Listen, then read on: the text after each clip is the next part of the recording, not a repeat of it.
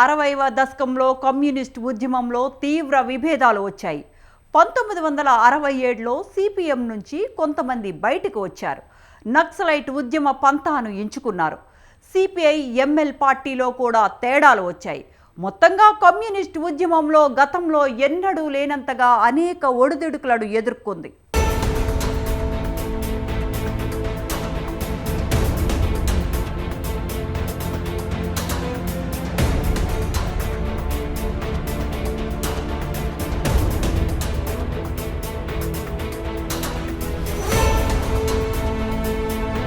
Communist పార్టీలో విభేదాలు కొత్త కాదు.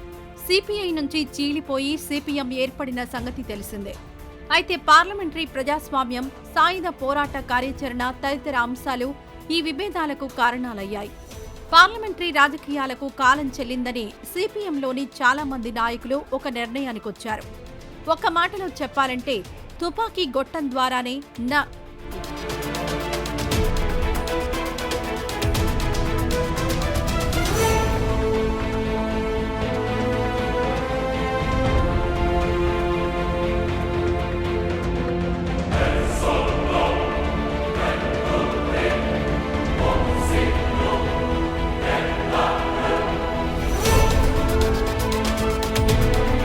ఒక్క మాటలో చెప్పాలంటే తుపాకీ గొట్టం ద్వారానే సమసమాజం ఏర్పడుతుందని భావించారు.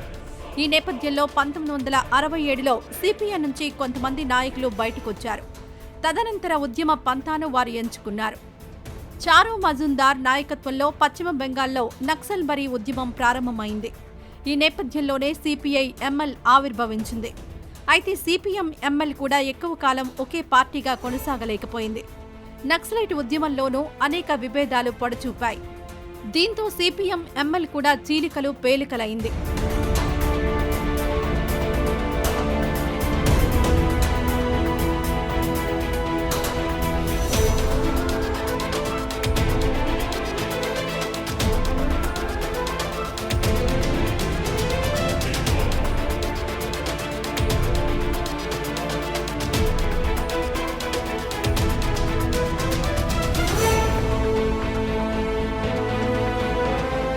అటు కేంద్రంలోనూ ఇటు రెండు తెలుగు రాష్ట్రాల్లోనూ అధికారానికి రాలేకపోయినప్పటికీ వామపక్షాలు సాధించిన విజయాలు అపూర్వం.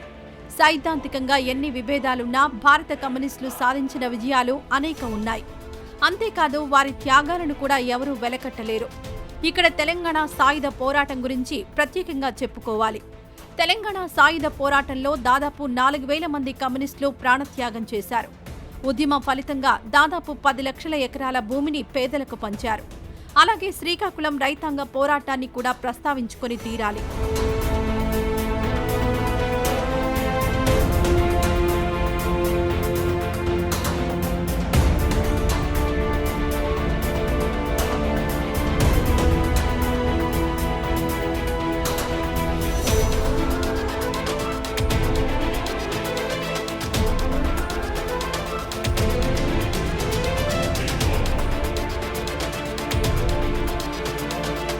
అధికారానికి వచ్చే సంగతి ఎలాగున్నా భారతదేశ సామాజిక, ఆర్థిక, రాజకీయ, సాంస్కృతిక, సాహిత్య రంగాలపై వామపక్షవాదులు ప్రగాఢమైన ముద్ర వేశారు. రైతులు, కూలీలు, కార్మికులు, విద్యార్థులు, యువత ఇలా సమాజంలోని అన్ని వర్గాలను కమ్యూనిస్టులు ప్రభావితం చేయగలిగారు. స్వాతంత్ర్యం తర్వాత కార్మికులకు అనుకూలంగా దేశవ్యాప్తంగా అనేక చట్టాల రూపకల్పన జరిగింది. అటవీ భూములపై గిరిజన హక్కులను ప్రభుత్వాలు గుర్తించాయి. ఇందులో భాగంగా 1 of 70 వంటి అనేక చట్టాలున్నాయి. ఇదంతా కమ్యూనిస్టుల ఉద్యమ ప్రభావమే అంటున్నారు రాజకీయ పండితులు. మన దేశంలో ఉవ్వెత్తున ఎగసిన కమ్యూనిస్టు ఉద్యమంలో రెండు తెలుగు రాష్ట్రాలకు చెందిన అనేక మంది ఉన్నారు. వీరిలో చండ రాజేశ్వరరావు, పుచ్చలపల్లి సుందరయ్య, మాకినేని బసవ పున్నయ్య, కొండపల్లి సీతారామయ్య, తరిమెల నాగిరెడ్డి లాంటి వారు అనేక మంది ఉన్నారు.